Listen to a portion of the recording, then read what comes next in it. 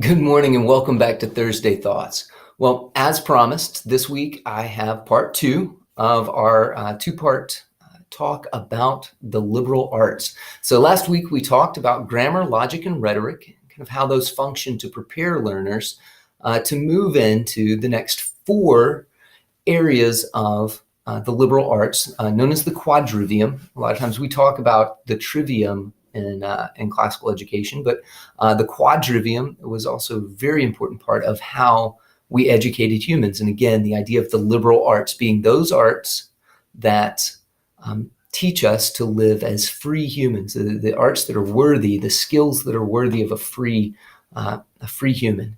And so the next four of the liberal arts kind of move beyond just how to learn and how to put things together and how to think. They move into the realm of mathematics. And I think this is one where a lot of times as a classical Christian school, we can lose sight of the importance of moving on to those next things. I want to talk a little bit about that today and share some of kind of what we as teachers heard this summer at a conference that really helped me to think a different way about math. And ultimately, I think math is that same quest for truth that we're seeking in everything we do to see God's truth and to understand Him better. And so we were challenged to think about something in terms of why we teach math. And I think a lot of us, if we went back and said, as a kid, we learned math and we often asked, well, why do we have to study math? And a well-meaning teacher said something like, well, because one day you might need it. And if you're really good at it, this might be what you do for the rest of your life. And to an 8th grade boy, that sounds like a threat.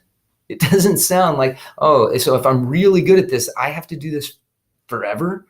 And I think we were challenged to have a little paradigm shift in how we think about it and think about math as being something that we didn't invent as humans, something we discovered. And so why do we study math?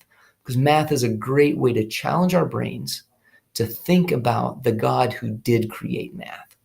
And so when we look at arithmetic, we're looking at numbers and how numbers work and how they relate. And in doing so, we're understanding something about who God is, because math is really about resolving discord. Right? We don't like the idea of there being discord. If I say 2 plus 3 equals 6, you feel uncomfortable. If I say 2 plus 3 equals 6 minus 1, oh, there we go. There's the resolve, right? And so it's resolving discord. We move into geometry then. We encourage students to think about not just numbers, but numbers in how they relate to space. And that's where we start looking at angles and graphs and understanding how these numbers can work together. Then the medieval scholars would have called the next one astronomy. But astronomy is really about how numbers function in space and time, and not just about planets, but even things that we would regard as physics and our other sciences help us to kind of fill that out and see how numbers affect the world we live in. And then finally, there's music. And this is an understanding that beauty, not just the music we listen to, but beauty is affected by things like numbers or the right proportion, or even how meter works and how the relationship, the mathematical relationship between notes. And so these are all ways for us to better understand who God is. And the great thing about it is math, again, was not something that we invented. We discovered it. It was already there. And so in challenging ourselves with these things, we're going to get to the point where it's really hard. And that's good, because that means that our God has made an amazing and beautiful creation. And math helps us to see that and see that He truly is a great God. And so why do we study math?